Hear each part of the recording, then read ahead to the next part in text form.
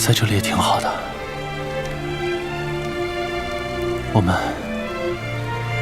马上就可以建立属于我们自己的家。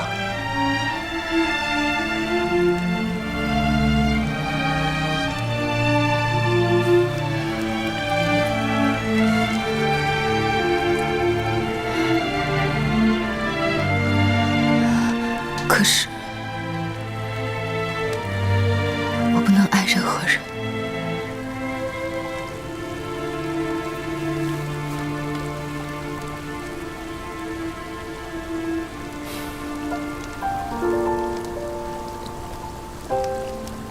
你为何还会这样傻？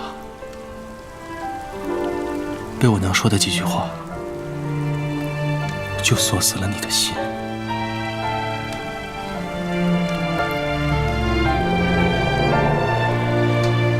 我娘根本不懂爱，若她懂，她就不会将我一个人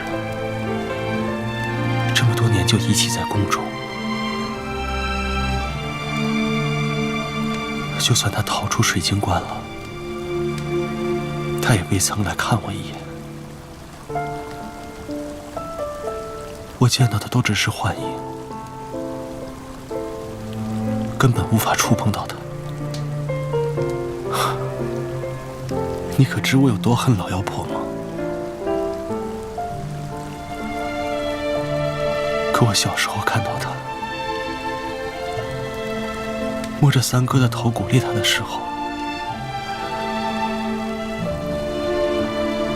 我好羡慕，好羡慕。每次看到皇嫂亲吻紫妍脸颊的时候，我觉着真好，我好羡慕她。也许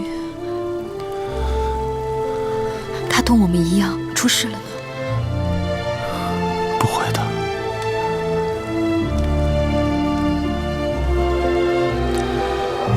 他拥有天雷神识，谁伤害得了他？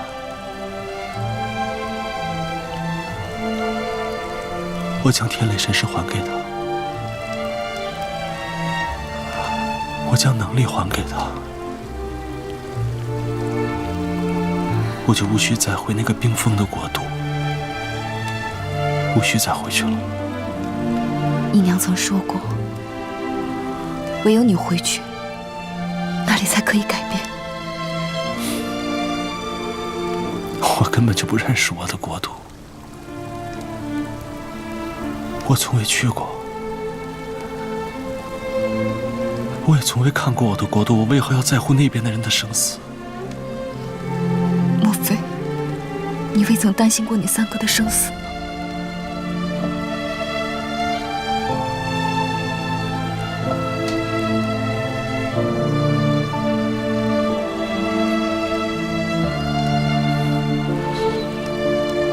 担心，如今已不知过了多久。若是生，他应该也躲过了政变；若是死，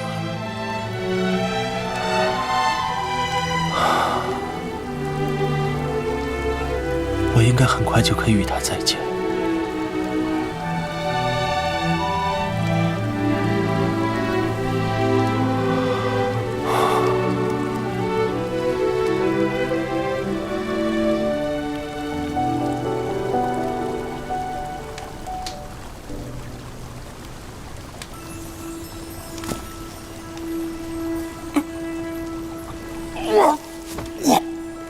凤青，凤青，凤青，你怎么了，凤青？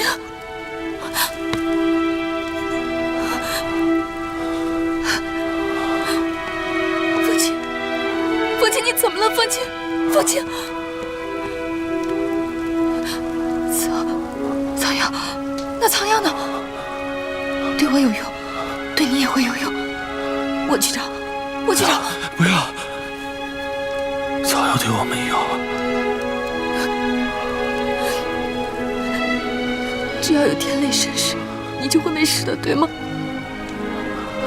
你娘不会放弃你的，父亲。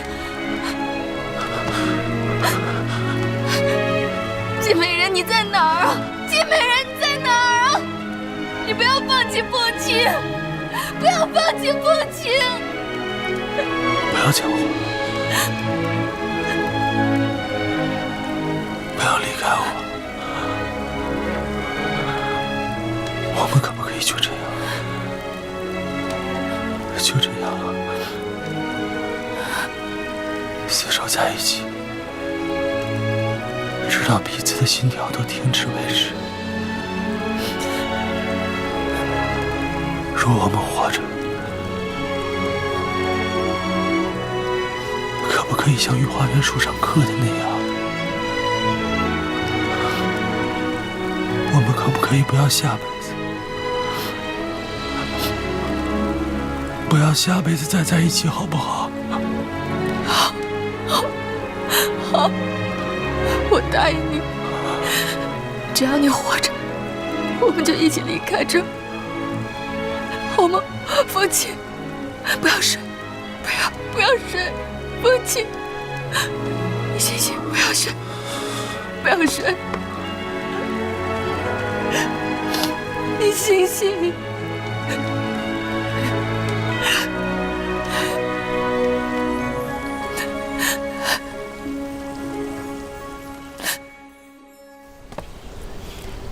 这几日连着飘雪，若流落在荒郊野外，想必亦是凶多吉少吧。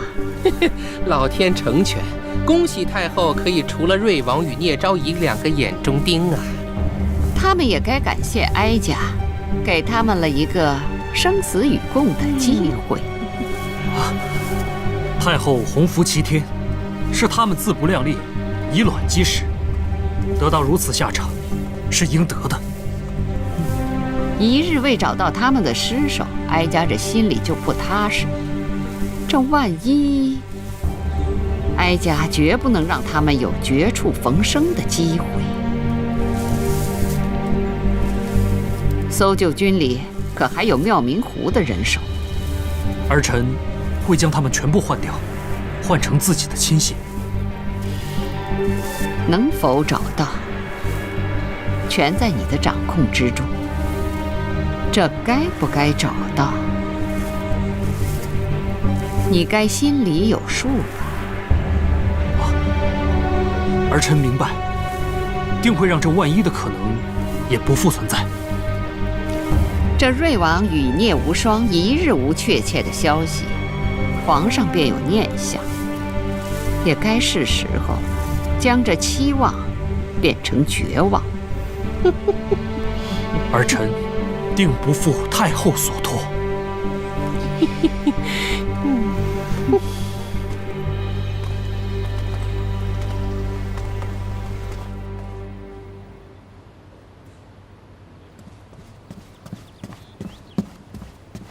娘娘，太医署又送药来了，你快趁热喝了吧。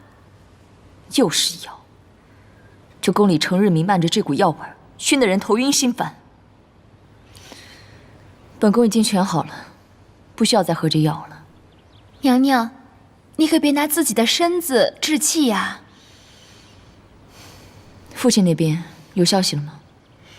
还是早上送来的话，叫娘娘忍。又是忍，到底要让本宫忍到何时？自从皇陵回来之后，本宫连见皇上一面的机会都没有，也不晓得皇上如今身体怎么样了。看来姨母这次是要动真的了。大家都绝口不提，但暗地里都明白，太后是想废帝再立新君。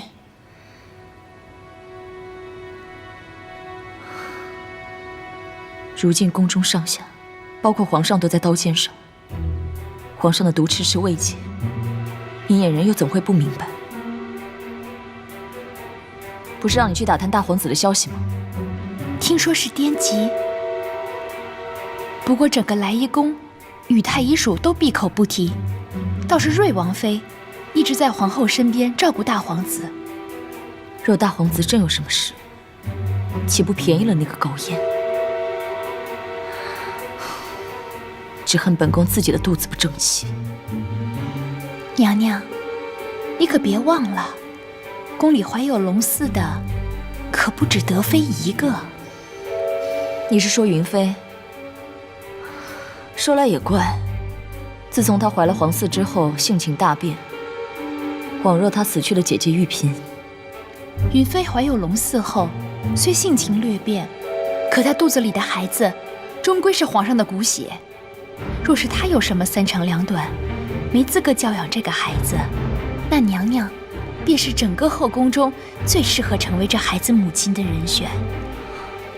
太后又是你的姨母，她也是不会阻拦的。对，我怎么未曾想到？云妃，你还指望靠这个孩子做你翻身的资本吧？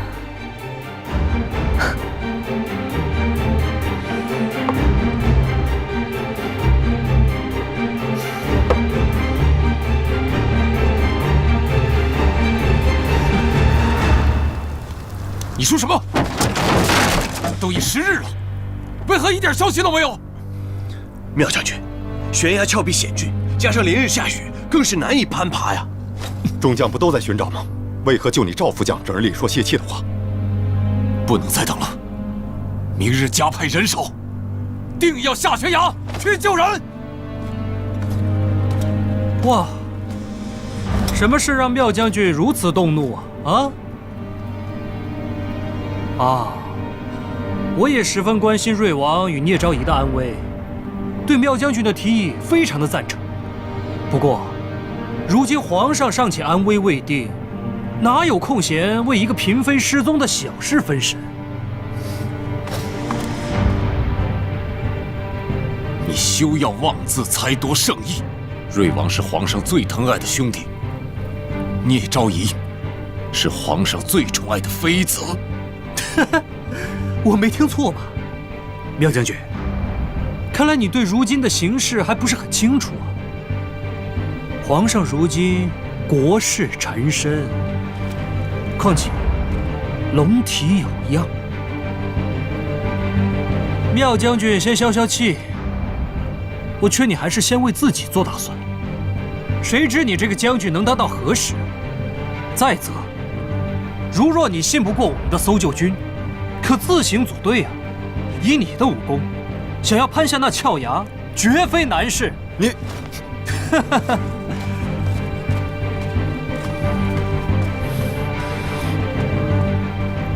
将军，丁克稳回报，薛弼已暗施手段，把我们的人带走，换上他们自己的人。不如，不行，薛弼这么做，无非是想引我出宫，加入搜救的队伍。如此，皇上身边便无真正守护之人了。你尽可按照自己的主意去行事，姓妙的再怎么折腾都不用理他。一切都听从薛统领的安排。哎，薛统领啊，明日想去哪儿消遣？你来安排吧。我听说薛统领喜欢狩猎，正好这附近啊有个不错的围场，要不明日我们就到那儿快活快活。那好，到时候我们就在围场来一个不尽兴不归啊！好。将军，切不可中了他的激将法。皇上近几日状况如何？听林姑姑说，皇上还未好转。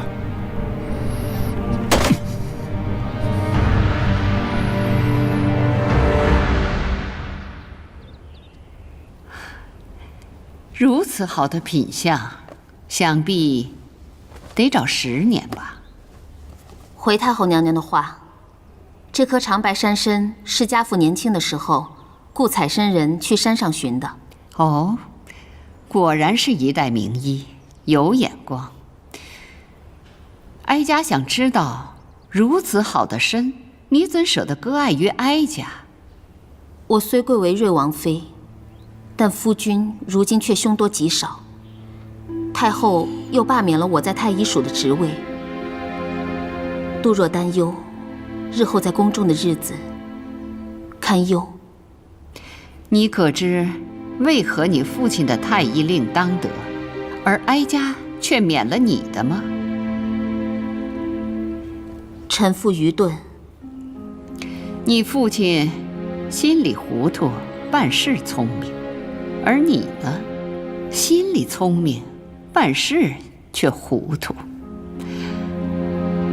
若杜之初死前吃了这根参，或许能挽回一命。你父亲的死，哀家有责任。哀家命他了结聂无双，却未曾想反遭其毒手。什么？哀家很想知晓，在你父亲死之前，到翠华轩跟聂无双说了些什么？臣妇晚到了一步，未能听到。当时翠华轩里只有我爹、瑞王，还有聂昭仪。是吗？在哀家看来，你父亲的死跟聂昭仪有关系。你深爱着瑞王，可瑞王却抱着别的女人跳崖。你除了瑞王妃这个名衔之外，你还得到了什么？在你回太医署之前，你可要想明白，你的聪明会不会因哀家而复苏？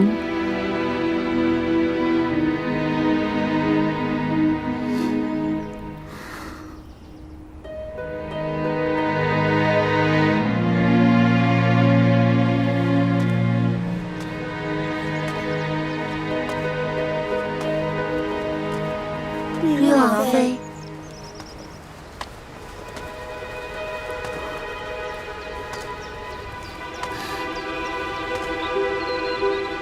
杜若，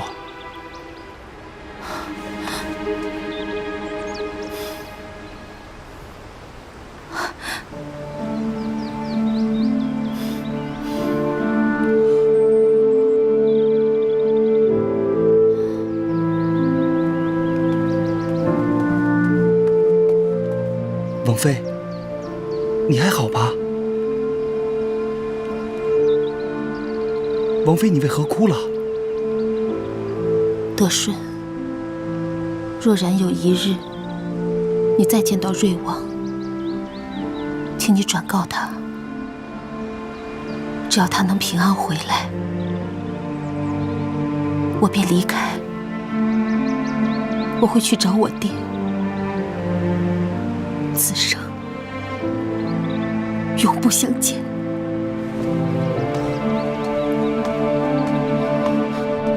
臣妇参见皇上。皇上，请看。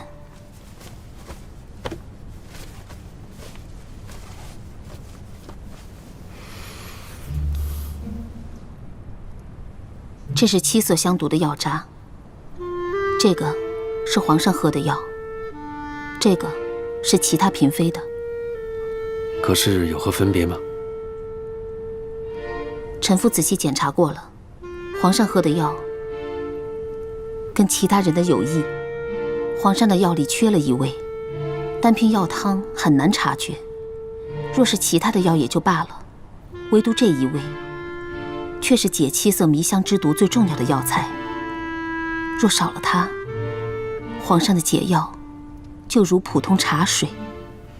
如若此毒不解，中毒后10日之内，毒会进入五脏六腑，到那时便无药可救了。其实，自朕服下解药，却久久未能复原。朕便猜到，定是有人在药里面做了手脚。皇上，不过，朕小时候曾得季美人以血相救，因此有神功护体，才能撑到今日。我弟他是季美人的亲儿子，朕相信他定比朕强大。他定能活着回来。谢皇上对瑞王的厚爱。臣妇还有一事，不知当讲不当讲。但说无妨。皇上的药是陈太医亲自煎熬，以臣妇对他的了解，此人虽爱出风头，但胆小怕事，他绝没有这样的胆量。况且，他也没有必要去做此等灭九族之事，除非他背后有更大的靠山。朕本也不愿相信的，可是唯有朕的迷香毒一直未解之时，朕便已派人去调查此事。那皇上为何还要让陈太医胡作非为，让太医署从一个治病救人之所，变成了一个害人的地方？朕是要留着他，想要他陪朕演完这出戏。朕要看清楚这政变的全盘计划。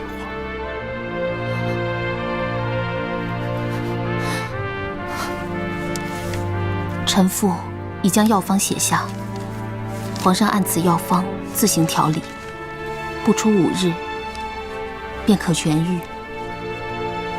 你的药方朕自然上心，可是臣妇无能，不能留在太医署，替皇上分忧。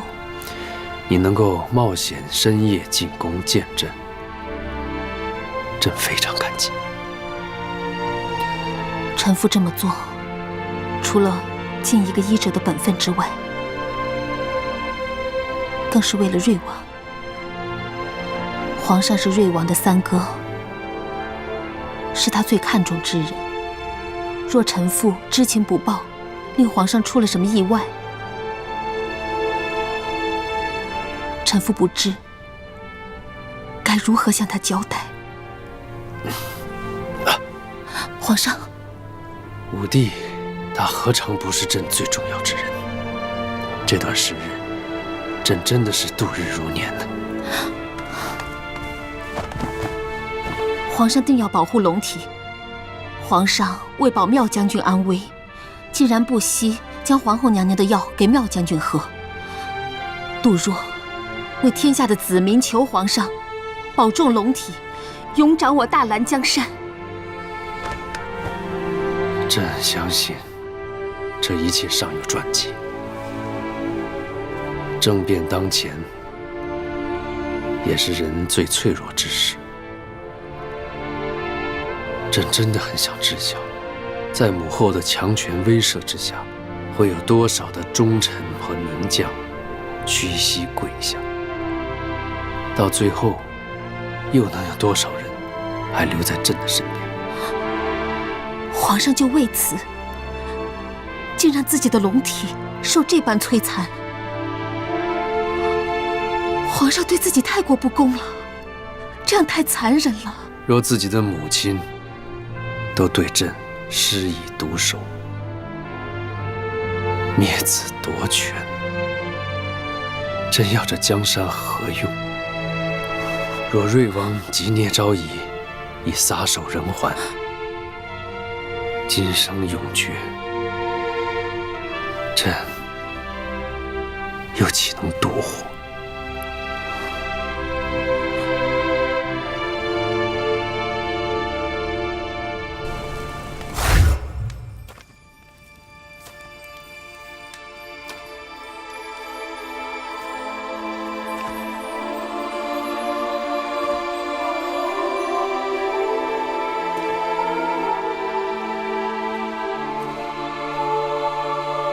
凤卿，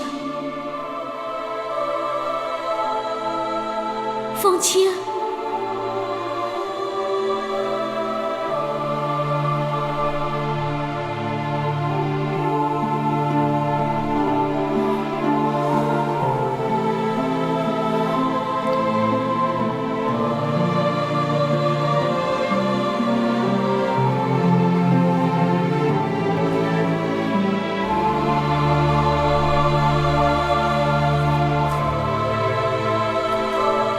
孩子，我以为我再也见不到你了。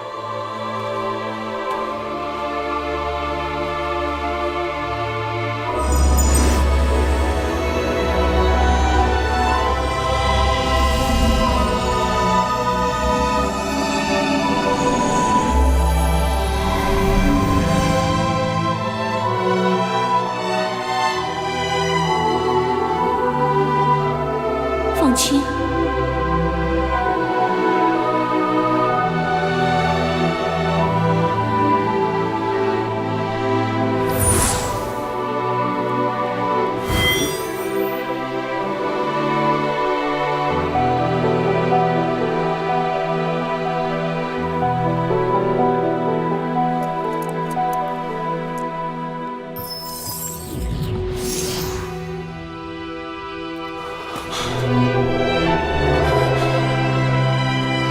娘。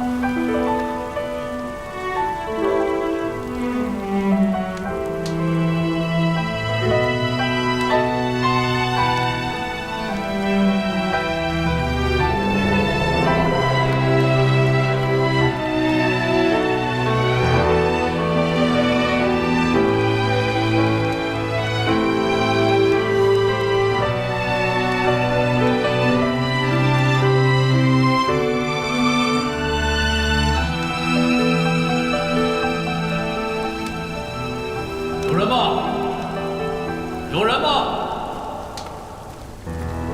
有没有人？有人来了。你们何故会在此处？我们从山崖跌了下来。你们俩的脸色都很差。我们中了毒。老伯，你懂医术吗？可否帮我看看他的伤？放心吧，老夫定会医好你们的。老夫常年在此采药，对此处地形非常熟悉。待老夫先救你们出去再说。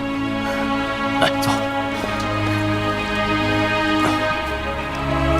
来，这边。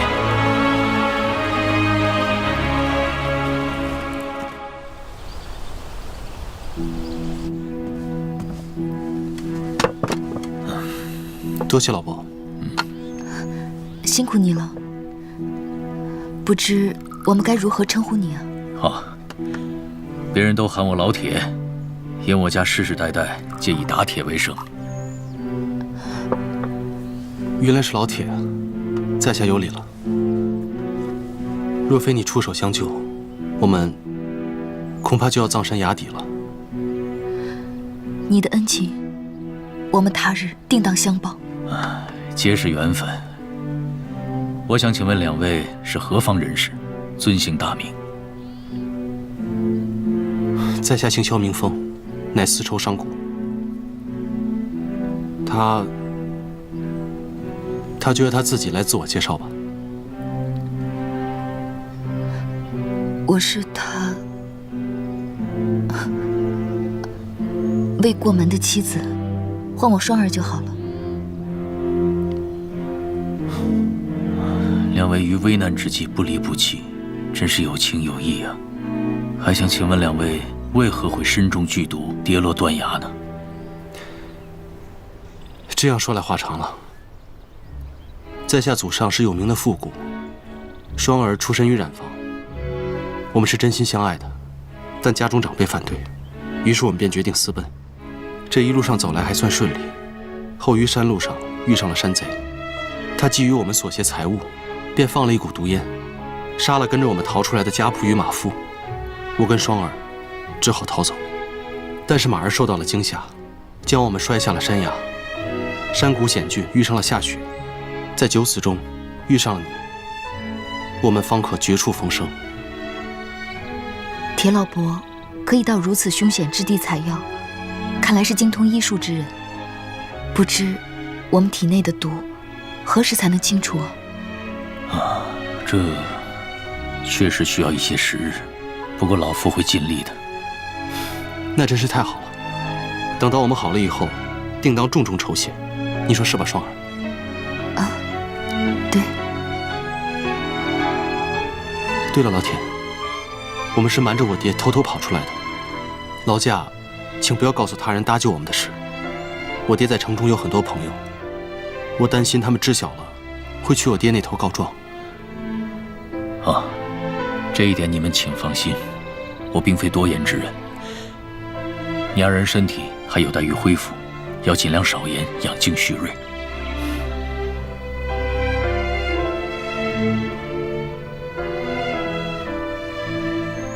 借问老伯，是哪里人士？老夫生长于此，乃大兰人士。哦，你们两个饿了吧？我去给你们做些吃食。有劳了。你我可都已饥肠辘辘了，是吧，娘子？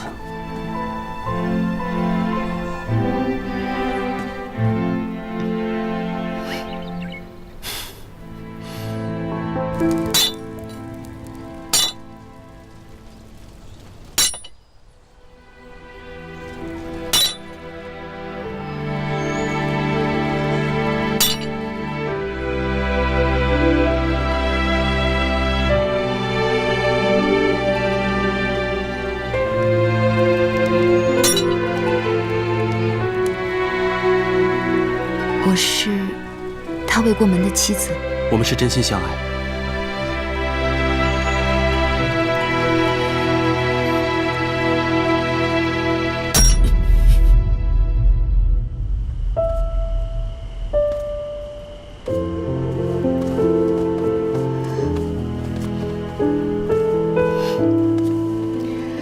底下给你加了个被子，这样晚上就不那么凉了。我的妻子很贤惠啊。谁是你妻子啊？哎，坐下来陪我聊会儿吧。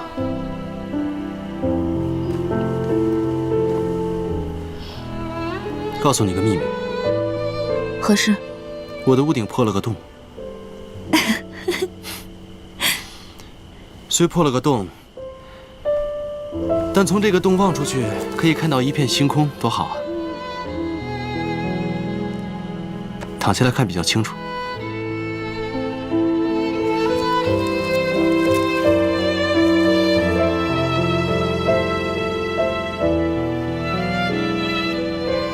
月光真亮，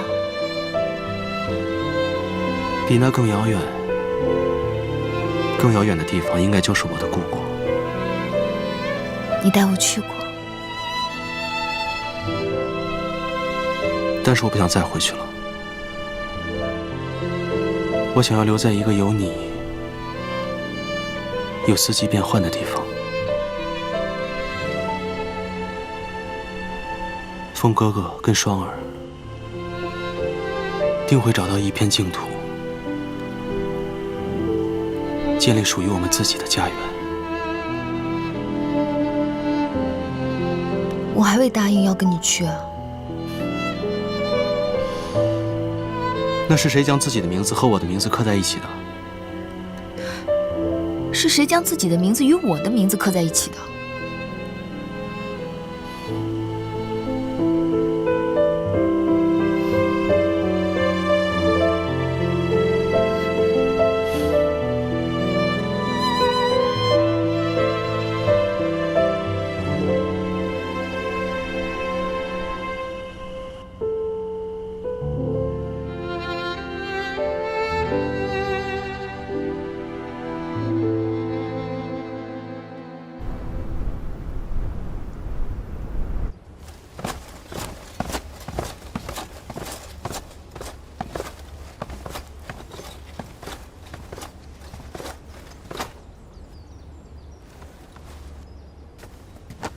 启禀皇上，薛驸马求见，有瑞王与聂昭仪的消息了。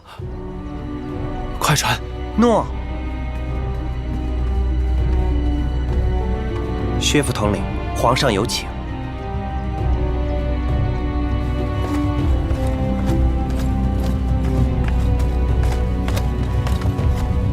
臣薛弼，臣赵恒参见皇上。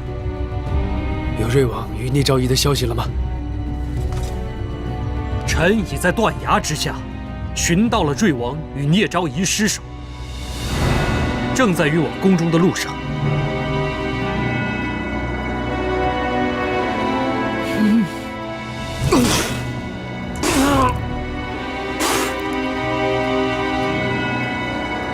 皇上，皇上，传太医，快传太医啊！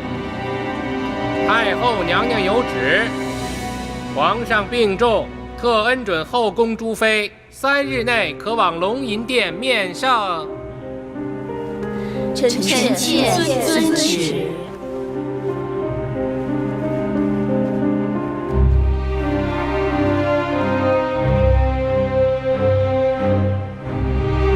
娘娘，我们是否要去龙吟殿？剩3日的皇上进来何用？给我定制云妃。如今，本宫要守着她肚子里的皇嗣。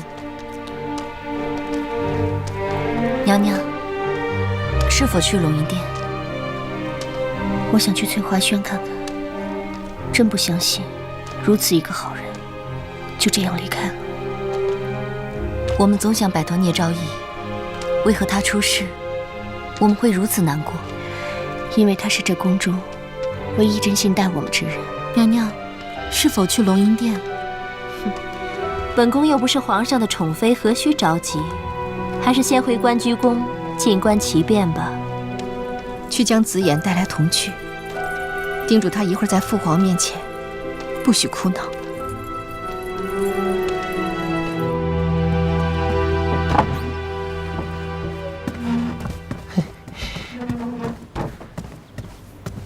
太后请用茶。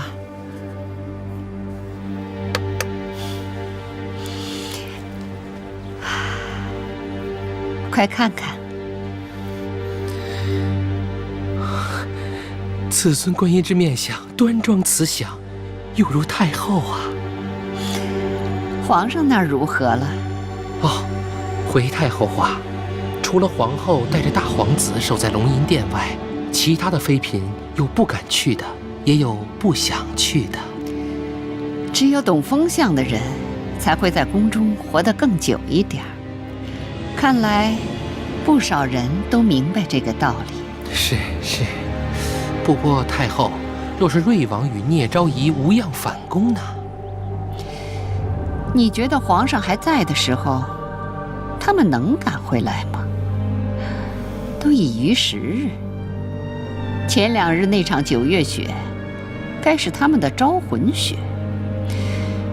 在断崖峭壁下，身怀剧毒，饥肠辘辘，凌风傲雪，还能活吗？不过瑞王非一般常人啊。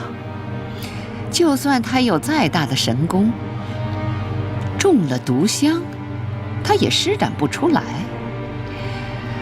哀家比谁都期盼那阴魂不散的季柔桑能出来救他这个儿子。可惜呀，太令人失望。哼，还有那瑞王对聂昭仪的痴，无人能及。他俩有机会能逃离宫中，你还以为他会将这女人送回给皇上吗？是以是生是死，哀家都觉着他不会回来了。太后想的真是周到。太后，小的听说云乐公主不能接受瑞王的死讯，独自闯到停尸间，闹了好一阵子。云乐公主自小渴望兄长的爱，哀家日后自会补偿于她。妙明湖仍守在龙吟殿外，如今正是对付他的最好时机。惶惶不可终日的日子，比处死还要煎熬，就让他守在皇上身边，独享前功尽弃的痛苦滋味。太后仁慈。平南府那边薛明义如何了？啊，平日里就是看一些兵书典籍，也独自下棋，倒也自得其乐。驸马偶尔会去看他，但二人的话并不多。老狐狸，他是在看戏呢。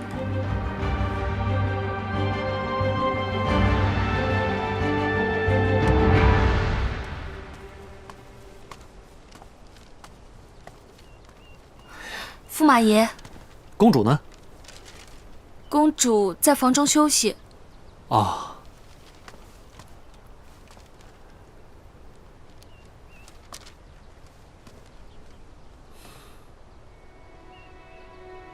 秋子，把那个纸鸢放了，把我这个系上。不行，公主不许的。没用的丫头。薛碧，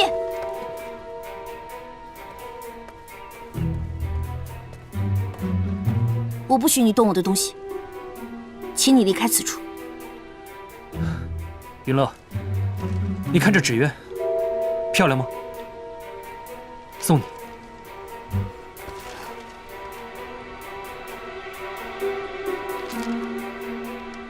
你们先下去吧。诺。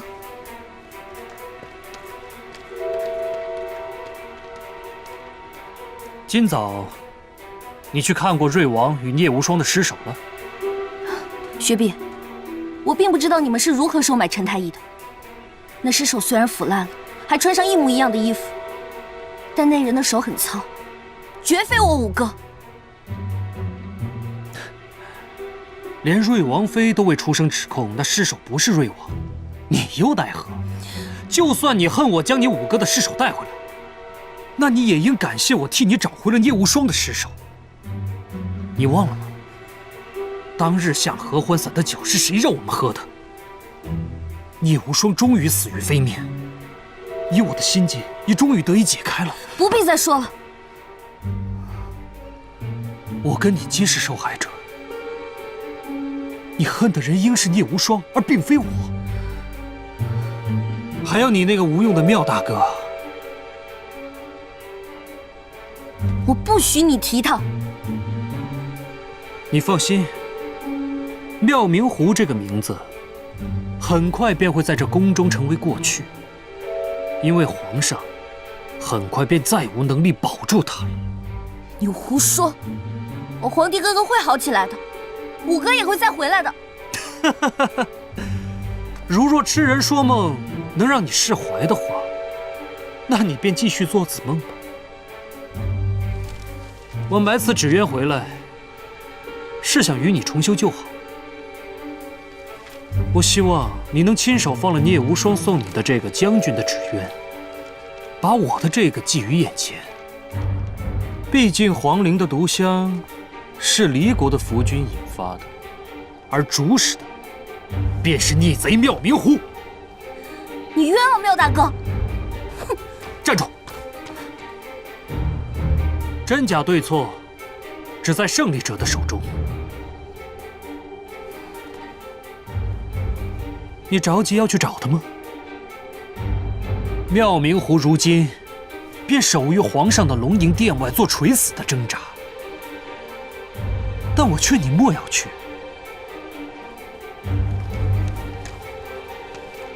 在他身上洗不脱的罪名已然不少了，你犯不上再给他添上一个跟公主有染的污名。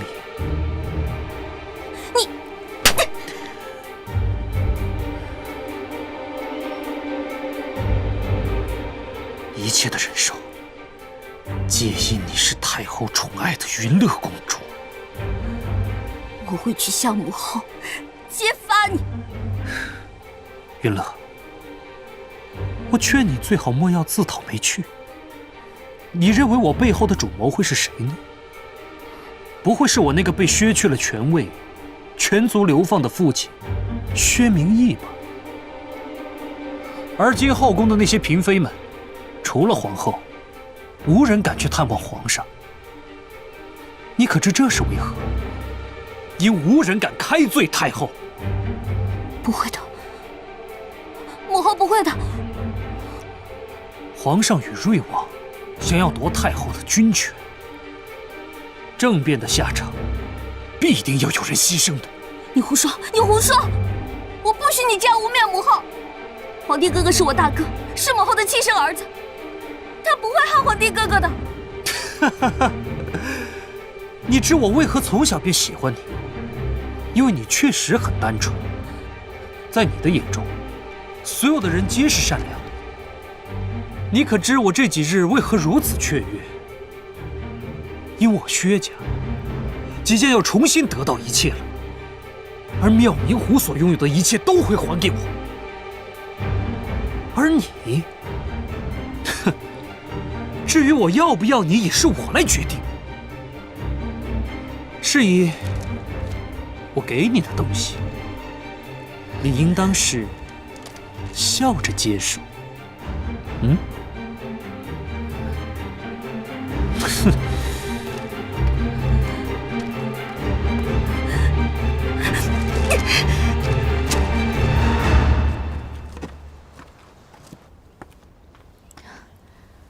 铁老伯，我看院子里的油菜长得很好，采了一些放在粥里吧。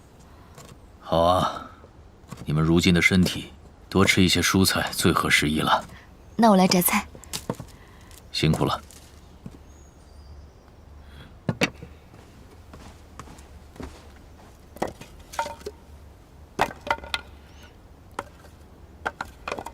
老伯的手上为何一直缠个布条？可是受伤了。老夫今年打铁，手上生满了老茧，包一包舒服一些。怎么，莫不是老夫过于苍老，让你看上去不悦了？老伯误会了，我只是觉着你很像我认识的一个故人。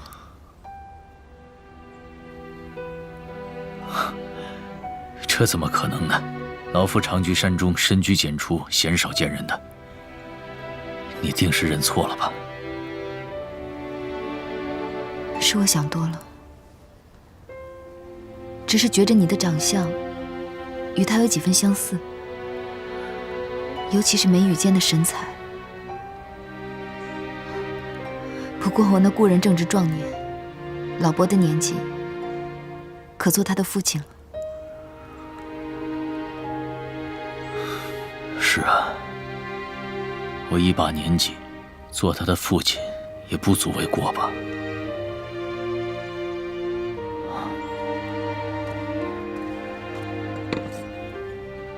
那位故人与姑娘是何关系啊？血海深仇。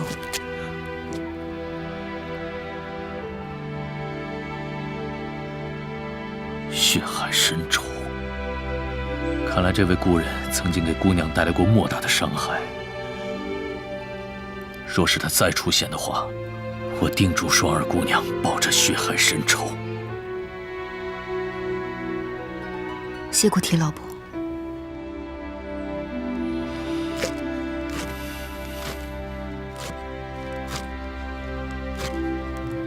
老伯一直是孤身一人吗？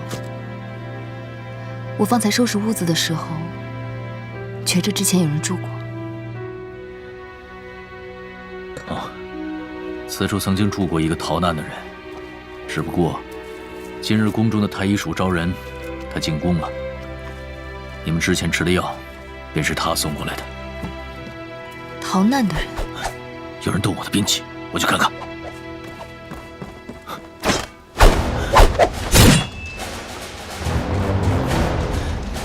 公子剑戟超群，真乃英雄出少年呐！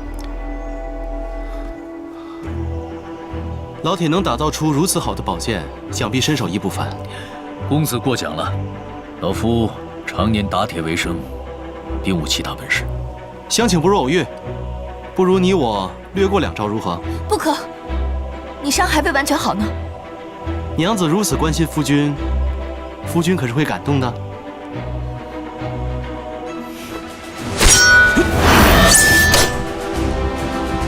好快的身手，能从崖底将我等救上来，想必并非等闲之辈。今日看来可以打个痛快。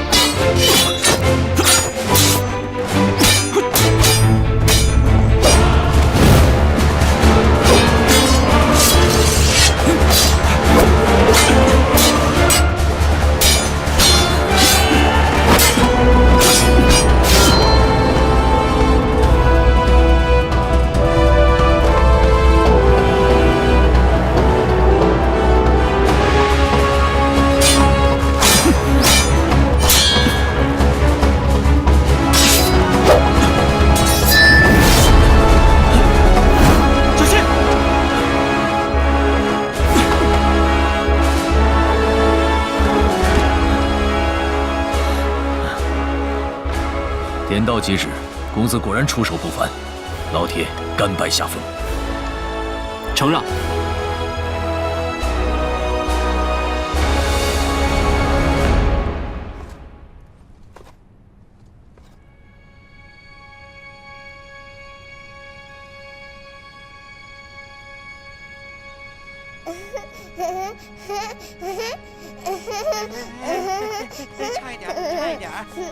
梓潼啊，自打子衍从母后宫中回到你身边之后，开心了许多。你看他笑的。若是臣妾与子衍能每日都陪在皇上身边，才是真的开心。梓潼啊，这2日唯有你在朕的身边不离不弃。若瑞王与聂昭仪才是治好皇上的药，臣妾愿以自己换取他们回宫。不可胡言！你乃6宫之主，亦是子衍之母，更是朕的定海神针。若非皇上命瑞王妃施计，让太后以为子衍患有癫痫之疾，太后是绝对不会将子衍还回来仪宫的。梓潼，你要谨记，定要助朕稳住6宫的皇嗣。朕若有何不测，守住云妃，而非德妃。臣妾明白了，德妃出身离国，自然不可让离国的野心得逞。父皇，子衍捉到林公公了，你也一起来玩吧，子衍也能抓到你。哎呦，子衍果然威武啊！子衍要乖，莫要打扰父皇休息。哎，真的无妨，真的无妨。启禀皇上，瑞王妃有要事求见。传。如此，臣妾带子衍退下了。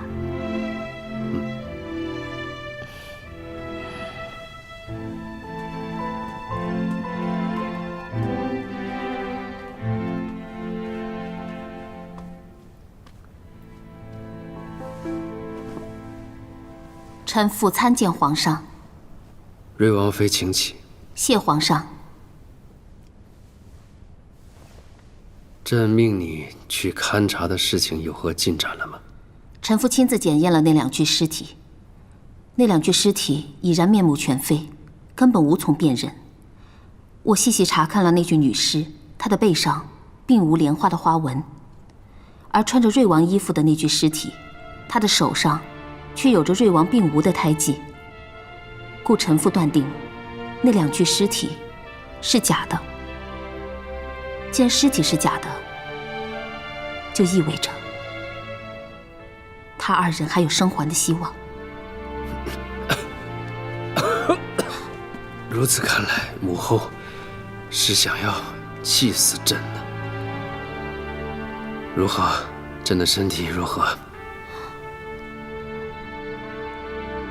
皇上乃真龙天子，必定有上天的庇护。或许是臣服给皇上开的方子剂量小了。无需再骗朕了。朕有感觉，这几日身体越来越差。人生在世，活着方是王道。朕虽贵为一国之君，如今已无路可投。母后狠心加害于朕，朕如若被毒死，届时朝中必定大乱。到时候敌国趁虚而入，必有一番争斗。朕与凤卿过去10余年的努力，便会功亏一篑。可是皇上，解毒至少需要3、5日的时间，到那时众人定认为皇上已驾崩了，朝中必定大乱。况且此药还未在人身上试过，臣妇不敢。瑞王妃，你是朕最信任的人，朕绝不可以坐以待毙。朕便要看看朕这95之尊能否抓住这一线生机。皇上，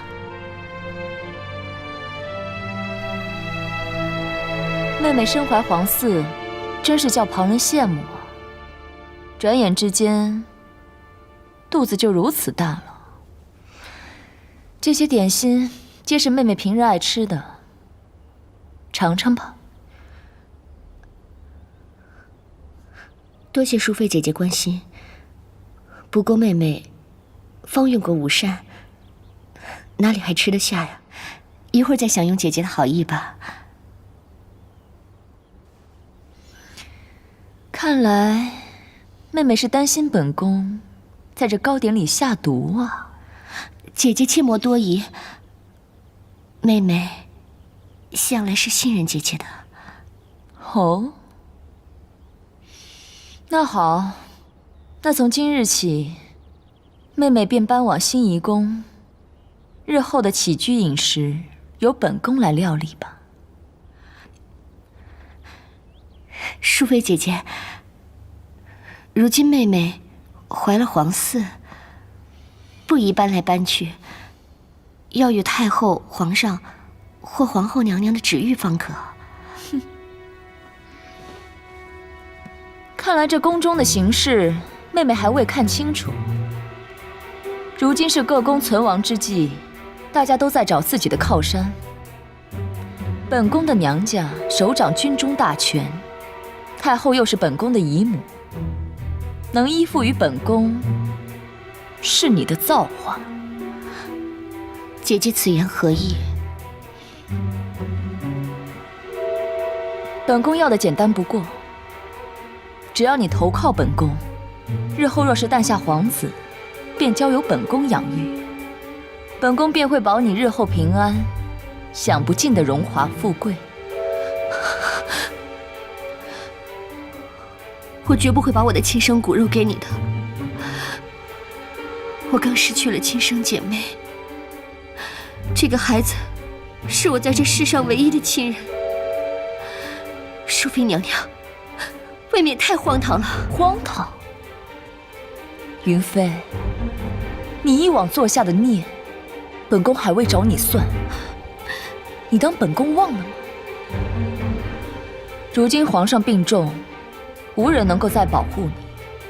太后如日中天，本宫若要跟你算，你便不死，也得给本宫扒下几层皮来。本宫好心给你这次机会，我劝妹妹莫要身在福中不知福啊！不，我绝不会将孩子给你，更不会娶新一宫。本宫拉拢你是你的福气，你竟身在福中不知福，如此便休怪本宫将你打醒。够了！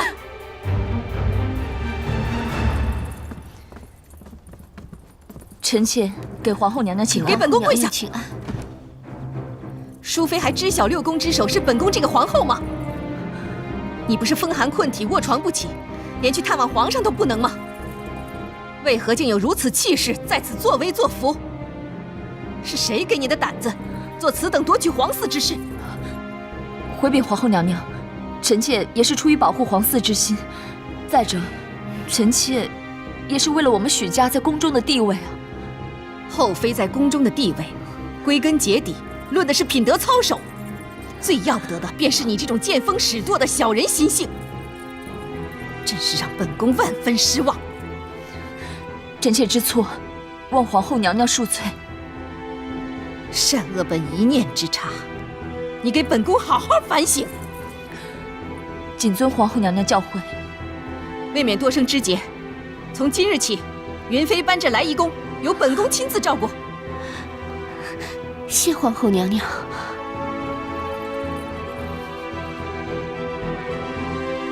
你拿的药可靠吗？为何皇上的病还未好转？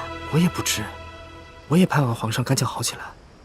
我并非骂你，我只是担心你傻傻的会被想害皇上的人利用。夏兰，他是何人？快走！我不可让人看见你！你是何人？你放开他！站住！快走！站住！你别跑！我拖住他！站住！快走！别跑！你！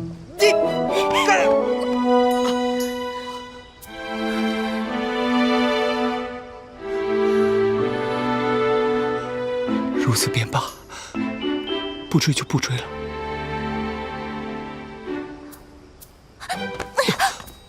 夏兰，夏兰，哎，不是你想的那样。你别跑！你给我站住！别跑！你给我站住！给我站住！臭德顺！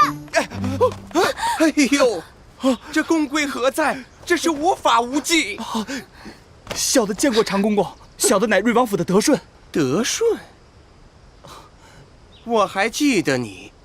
这瑞王爷刚走不久，你便如此张狂，想再回净身房吗？小的不敢，求长公公恕罪。哼！你又是哪位啊？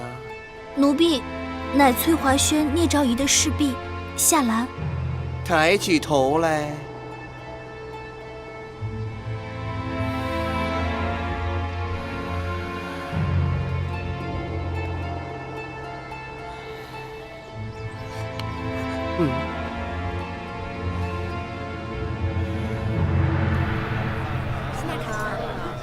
老铁啊，托了个徒弟来帮你啊！啊，老家来的亲戚，过2日便回家了。啊。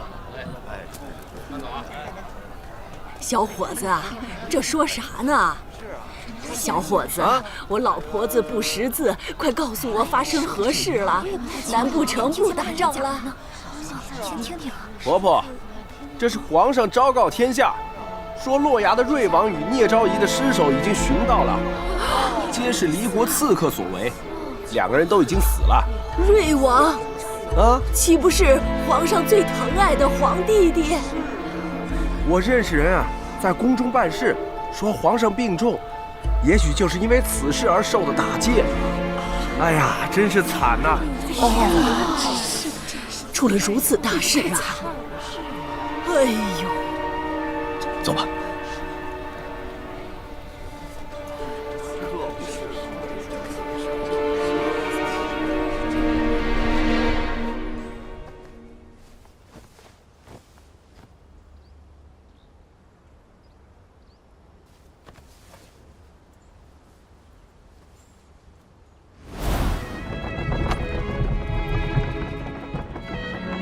倘若今日发生变故，打开它，其中的内容遇水即现。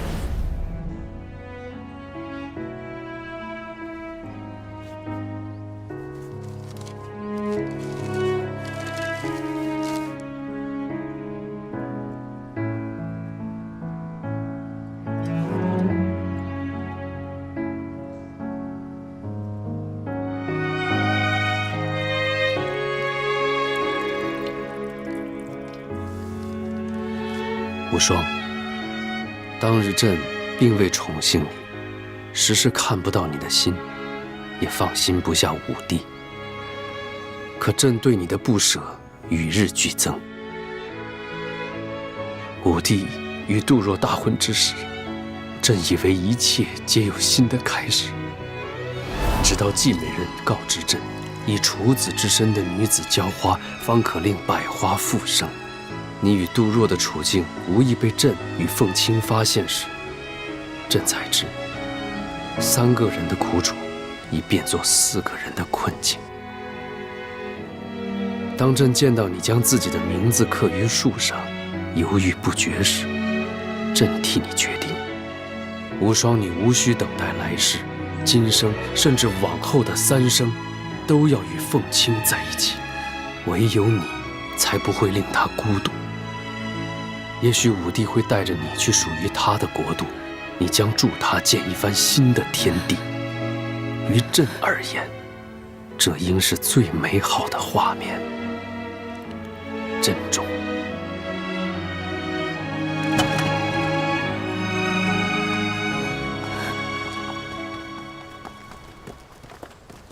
回来了，还顺利吗？有没有什么消息？没有。不讲了，我们离开这儿吧。是否出了什么事？铁老伯，你告诉我。我不认字，看不明白，你们慢慢讲，我去做饭了。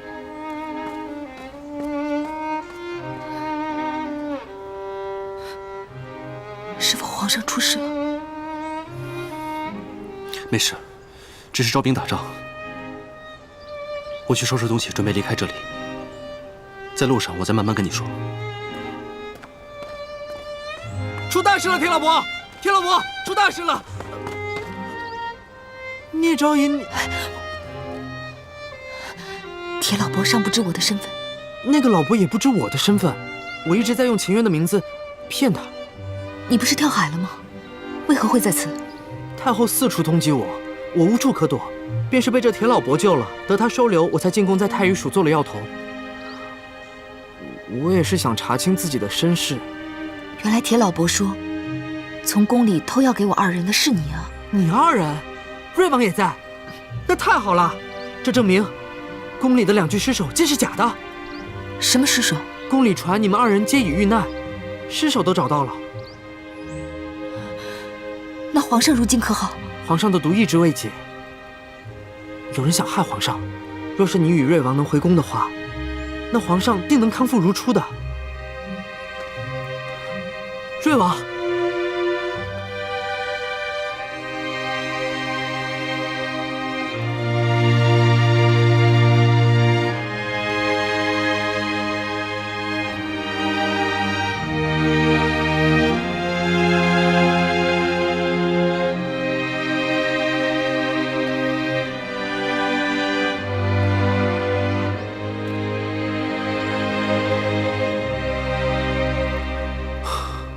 皇上情形如何？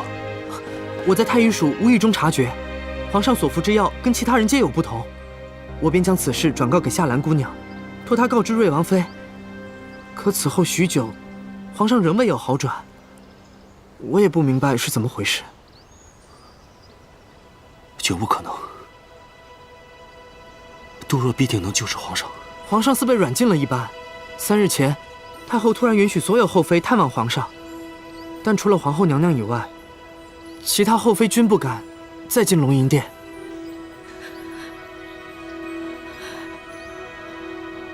我要回宫。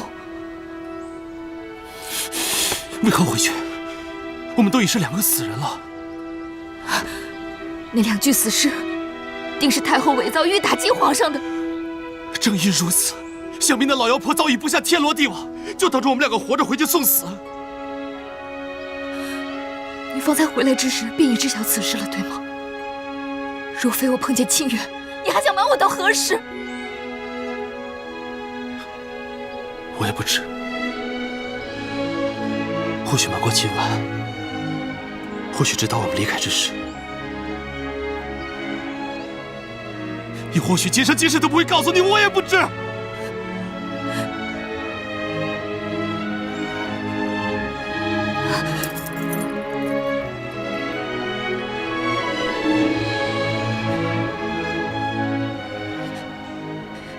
你不是说天雷神石不见了吗？你不是说没有天雷神石我们就逃不出断崖吗？为何他还在？你在骗我！是我在骗你。我将你留在谷底，便是希望你再也不要回到宫里。我将自己留下，装病装伤，博你同情，甚至连我娘叫我回去我都拒绝，因为我想留下来陪你。我想留下来陪你变老，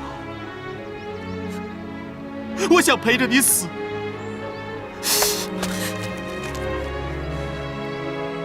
你对我爱与不爱，无需他人来安排，我也不需要你施舍的爱。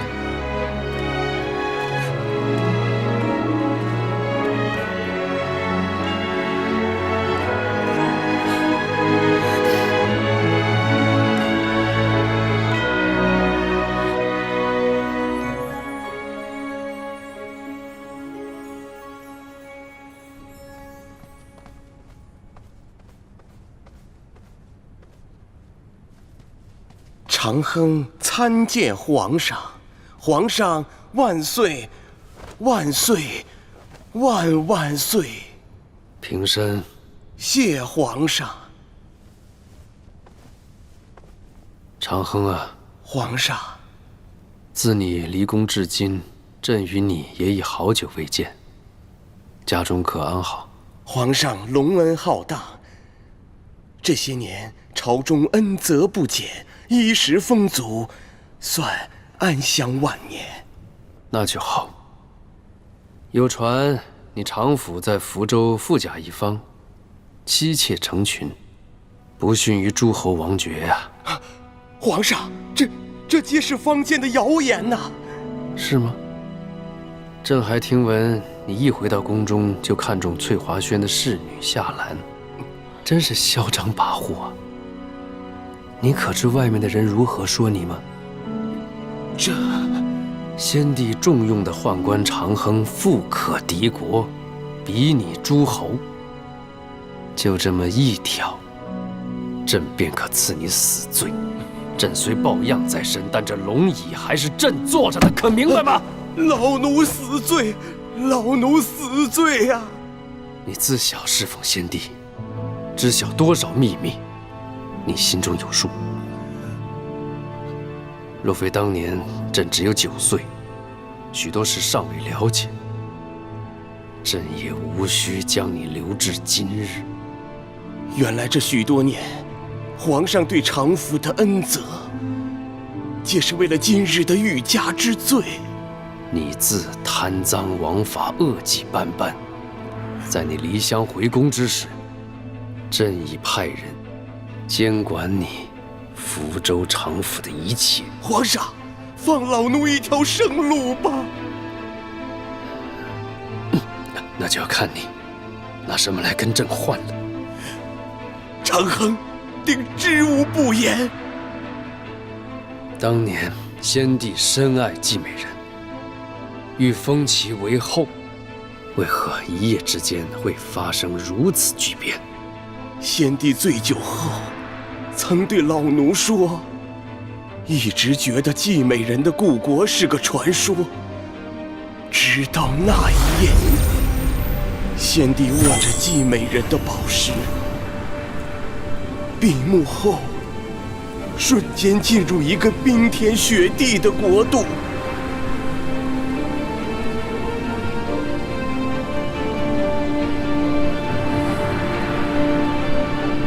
自此，先皇便以狩猎为名，屡次前往与季美人相遇的树林，想找到并征服季美人的故国。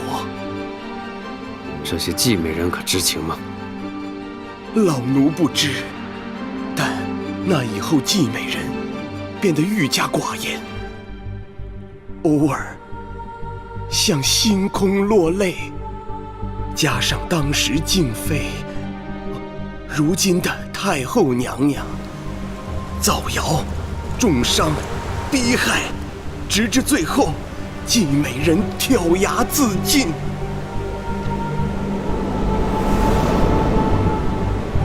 那在季美人出事之前，可曾发生过何事？先皇欲替季美人保管宝石，季美人不肯，二人起了争执。将季美人尸首找回来之后的事，你又知晓多少？太医杜之初比老奴知晓得多。先皇一直觉得，季美人是为了掩饰至尊宝藏的秘密而假死。他相信，瑞王长大，季美人定将复活，然后带着亲儿子去找那宝藏。因此，命杜之初将季美人的尸首妥善保存。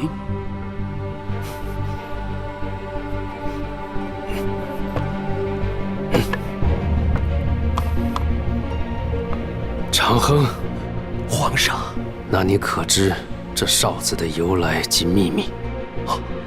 这是先皇在找季美人的来处时，寻到一些曾目击天象的采参之人，他们因影响强光而毁容，须发揭落，声音尽毁，但筋骨却有异常，成为练武之奇才。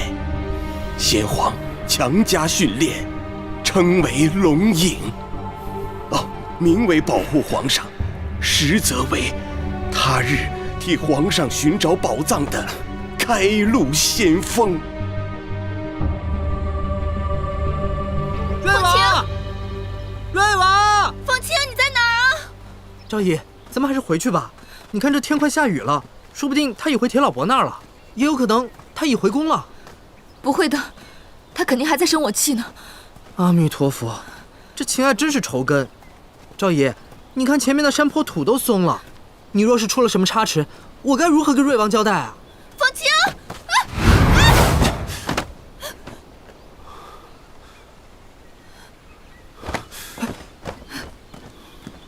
瑞王，原来你在这儿啊！清远，你将他带回老铁那儿，不要让他四处乱跑。我想要悄悄回宫看看。你一个人回去太危险了。或许你说的对，太后与部下天罗地网正等着我们呢。皇上是他的亲生骨肉，他应该不会伤害他的。皇上并非太后的亲生儿子，是以太后才会下此狠手。此事千万不可让别人知晓。他比谁都有理由伤害他。这是为何？清远，你先不要告知老铁我们三人的身份。这什么这？小僧是出家人，不可打诳语。出家人有长头发的吗？你先回太医署，查清皇上的病情。凤青，瑞王，你可否应允小僧一事啊？不可以。怎么，想跟我谈条件吗？你能否告知我的生父究竟是谁？就算告知你，你也无法改变你的命运。我从未想过要改变自己的命运，我只是想寻根。瑞王，换作是你，你也对自己身世与身份感兴趣，对吧？好，我就把我知晓的告诉你。